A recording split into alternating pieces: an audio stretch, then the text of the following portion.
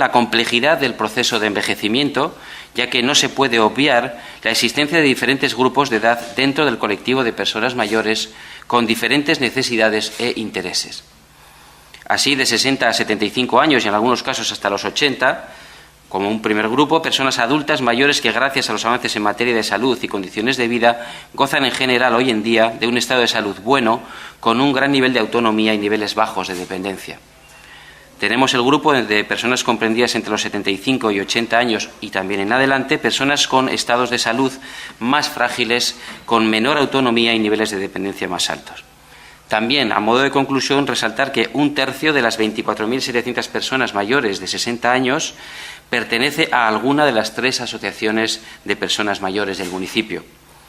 También que un 20%, sobre todo de personas de edades comprendidas entre 60 y 75 años, es colaboradora en diferentes asociaciones de carácter cultural, en el ámbito social, en el ámbito del voluntariado, etcétera. Por tanto, y teniendo en cuenta la gran diversidad en cuanto a edad, situación, etcétera, de personas mayores existentes en el municipio, ha quedado clara la demanda o exigencia de que el Ayuntamiento garantice a todas las personas mayores del municipio, pertenezcan a una asociación o no, una oferta de ocio atractiva y adecuada a la amplia diversidad de intereses.